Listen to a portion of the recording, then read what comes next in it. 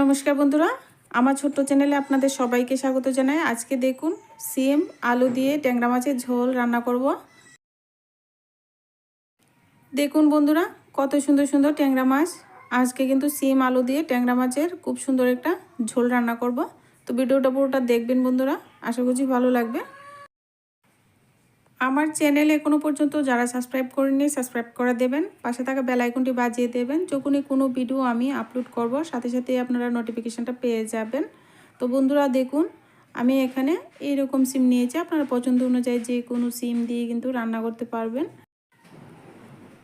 এইভাবে দু টুকরো করে সিমটাকে কেটে নিতে হবে। তো দেখুন এরকমভাবে আমি সুন্দর করে আঁশটাকে ছাড়িয়ে নিয়ে কিন্তু সিমটা কেটে নিচ্ছি। তো এভাবে সমস্ত সিমগুলি আমি কেটে নেব।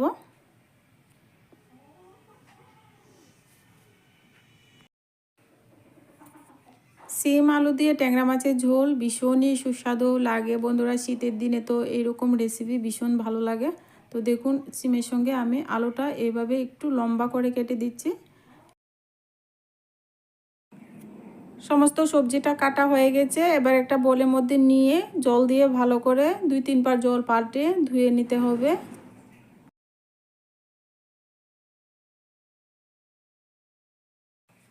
আর এদিকে দেখুন বন্ধুরা, আমি ট্যাংরা মাছগুলি কেটে নেব। আর কাটাটা আজকে দেখাবো না, ট্যাংরা মাছ কাটতে তো সবাই পারেন। তো আমি এইরকম ট্যাংরা মাছগুলি নিয়েছি, একটু মাঝারি সাইজে ট্যাংরা মাছগুলি নিয়েছি। আর একদম হলদে হলদে ট্যাংরা মাছ, তেল হয়েছে অনেকটাই ট্যাংরা মাছগুলিতে। এই ট্যাংরা মাছগুলি দিয়ে সিম আলু দিয়ে রেসিপিটা করলে শীতকালীন একটা রেসিপি, খুবই ভালো লাগবে বন্ধুরা। আজকে রান্নাটা উনুনে করব, মাটির উনুনে। তো দেখো জালটা আমি ধরিয়ে নিচ্ছি। এবার চুলায় একটা কড়াই বসিয়ে দেব। উনুনটা ধরে গেছে। কড়াই ভালো করে গরম হয়ে গেছে। এবার পরিমাণ মতো সর্ষে তেল দিয়ে দিচ্ছি। প্রথমে আমি মাছটাকে বেছে নেব। তার জন্য দেখুন ট্যাংরা মাছগুলি কেটে ভালো করে জল দিয়ে পরিষ্কার করে ধুয়ে নিয়ে জল ঝরিয়ে রেখেছি। এদিকে মাছের মধ্যে লবণ আর হলুদ গুঁড়ো দিয়ে মাছটাকে একটু মেখে নিচ্ছি। মাছের মধ্যে লবণ আর হলুদ মেখে নিয়েছি। এদিকে আমার তেলটা ভালো করে গরম করে নিয়েছি। এদিকে আমার মাছগুলি এবার লালচে কালার করে ভেজে নেব। তো দেখুন মাছগুলি দিয়ে দিচ্ছি। সব মাছগুলি কিন্তু একসাথে ভাজা হবে না, আমি দুইবারে মাছগুলি ভেজে নেব। এবার মাছগুলি এদিকে ভাজা হতে থাক, আর আমি এদিকে জল দিয়ে ধনেপাতা কাঁচা লঙ্কা ধুয়ে একদম পরিষ্কার করে জল দিয়ে ধুয়ে ডেটুগুলি ছাড়িয়ে নিচ্ছি। বন্ধুরা আমার চ্যানেলের ভিডিও যদি ভালো লাগে অবশ্যই বন্ধুরা চ্যানেলটিকে সাবস্ক্রাইব করে পাশে থাকবেন। তো বন্ধুরা এইরকম গ্রামীণ রান্না পেতে আমার চ্যানেলটিকে অবশ্যই বন্ধুরা সাবস্ক্রাইব করে রাখবেন। মাছ ভাজতে ভাজতে আমি কিন্তু ধনেপাতা কাঁচা লঙ্কা ধুয়ে নিয়েছি। আর এদিকে দেখুন লালচে কালার করে মাছগুলিকে ভেজে নিয়েছি। এবার কিন্তু তেল ঝরিয়ে উঠিয়ে নেব। মাছ আমি ভেজে তুলে নিয়েছি। এবার দেখুন ওই একই কড়াইয়ের মধ্যে তেল রয়ে গেছে কিছুটা, আরও কিছুটা তেল দিয়ে দিলাম। ফোড়নে দিয়ে দিচ্ছি একটা কুচানো পেঁয়াজ। এবার লালচে কালার করে একটু ভেজে নেব। বন্ধুরা পেঁয়াজটাকে একটু লালচে কালার করে ভেজে নিয়েছি। এবার এখানে কিছু মশলা অ্যাড করব, রেগুলার মশলা আমরা যেগুলি খাই। এখানে আমি পরিমাণ মতো একটু লাল লঙ্কার গুঁড়ো, হলুদ গুঁড়ো আর দিয়ে দেব জিরা ধনে গুঁড়ো।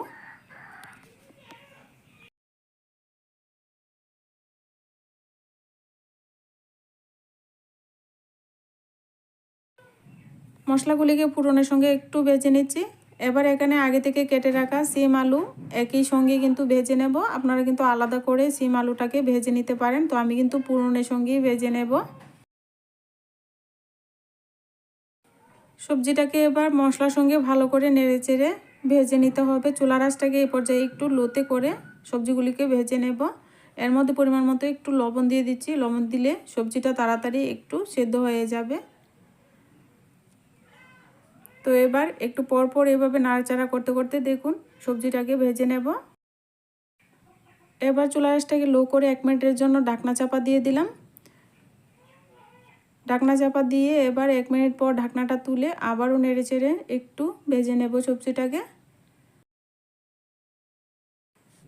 একটু সময় নিয়ে সবজিটাকে এভাবে ভেজে রান্না করবেন, দেখবেন ভীষণ ভালো লাগে এই সিম আলু দিয়ে ট্যাংরা মাছের ঝোল। তো দেখুন নাড়াচাড়া করতে করতে দেখুন সিম আর আলু কতটা সুন্দর করে আমি কিন্তু ভেজে নিয়েছি বন্ধুরা। দেখুন কালারটা কত সুন্দর হয়েছে। তো এইভাবে কিন্তু ভেজে নিতে হবে, বা আলাদা করেও আপনারা ভেজে নিতে পারবেন। এবার আমি এখানে পরিমাণ মতো জল দিয়ে দিচ্ছি। ঝোল আপনারা যতটুকু রাখতে চান আপনারা পরিমাণ মতো ঝোল দেবেন। তো আমি কিন্তু আজকে রান্নাটা ঝোল ঝোলই রান্না করব। এবার ঝোলের মধ্যে দিয়ে দিচ্ছি পরিমাণ মতো লবণ দিয়ে ভালো করে নাড়াচাড়া করে মিশিয়ে দিয়ে আবারও ঢাকনা দিয়ে ঢেকে ঝোলটাকে ভালো করে ফুটিয়ে নেব। এবার কিন্তু চুলা আঁচটাকে হাইতে করে দিয়েছি। এবার চুলা আঁচটাকে হাইতে করে দিয়ে দেখুন কিছুক্ষণ পর দেখুন ঝোলটা সম্পূর্ণ ফুটে গেছে আর তেলটা উপরে ভেসে গেছে। তো এবার এখানে মাছগুলি দিয়ে দেব। আর যেহেতু ছোটো মাছ দিয়ে কিন্তু বেশি রান্না করতে লাগে না বন্ধুরা। ছোটো মাছ দিয়ে কিছুক্ষণ রান্না করলেই দেখবেন রেসিপি কিন্তু রেডি হয়ে যায়, তার জন্য কিন্তু মাছগুলি পরে দিতে হয়। তো এবার মাছগুলি দিয়ে এখানে কয়েকটা কাঁচা লঙ্কা দিয়ে দিলাম, দিয়ে এর মধ্যে পরিমাণ মতো 1 মুঠো ধনেপাতা কুচিও দিয়ে দিচ্ছি। দিয়ে এবার একটু নেড়ে চেড়ে দেব, দিয়ে আর একটু ঝোলটাকে 1 মিনিটের জন্য রান্না করব। সমস্ত উপকরণ একটু নেড়ে চেড়ে মিশিয়ে দিয়েছি। এবার আবার ঢাকনা চাপা দিয়ে দেব 1 মিনিটের জন্য। 1 মিনিট পর ফিরে আসছি। তো বন্ধুরা 1 মিনিট পর দেখুন ঝোলটা সম্পূর্ণ কিন্তু রেডি হয়ে গেছে। উপর থেকে দেখুন তেলটা ভেসে গেছে। আর এখানে জাল দিতে হবে না, চুলার আঁচ বন্ধ করে দিয়েছি। আর এখানে দেখুন সবজিগুলি একটু নেড়েচেড়ে দেখবেন সবজিগুলি সেদ্ধ হয়েছে কিনা ঠিকঠাক।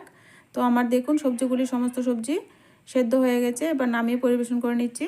তো রেসিপি কিন্তু একেবারেই রেডি হয়ে গেছে। এবার ঝোলটা নামিয়ে পরিবেশন করে নেব। ভিডিওটা ভালো লাগলে অবশ্যই বন্ধুরা লাইক করবেন, কমেন্ট করবেন।